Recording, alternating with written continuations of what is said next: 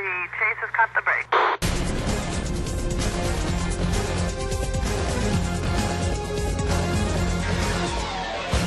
We're here with Johan Bruyneel to finish the Stage 2 Sacramento. I guess I was just curious to get your take on the Commissaires ruling yesterday. That's maybe a bit of an unusual situation. I was kind of thinking back to the Eco Tour last year with George, where maybe Discovery was on the other side.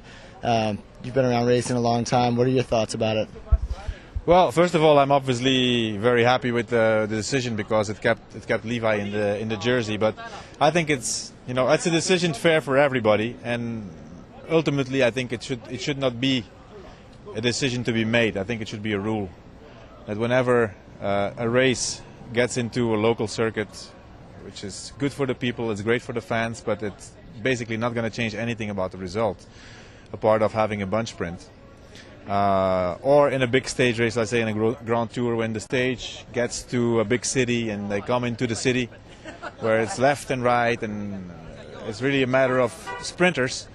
If the GC riders would know on beforehand that the time is taken at the entrance of the circuit or at the entrance of the city, I think it would avoid a lot of stress, avoid a lot of crashes, because in my opinion, people who are scared about losing time and fighting for position and they're not used to be up there together with the sprinters, that's often what causes a crash. Sure. If you have all the sprinters together battling for position, they don't care. I mean, they're not afraid if somebody pushes them. They just stay on their bike.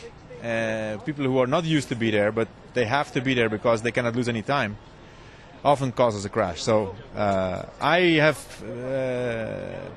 suggested in the past already that we should have a rule. Either now it's the 3-kilometer rule, but it's only for a puncture or a crash. But if we could come to a situation where we get into the local circuit and the time stops for all the GC riders at the entrance of the circuit and the show can go on, I think it would be a great show, a lot less dangerous, and the final result would be the same.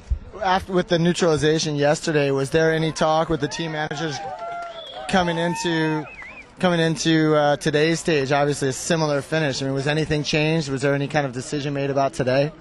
Well, I didn't see anything officially, but I think that the judges have decided that if it happens again, they would apply the same rules. Because one day it's you, and another day it's somebody else.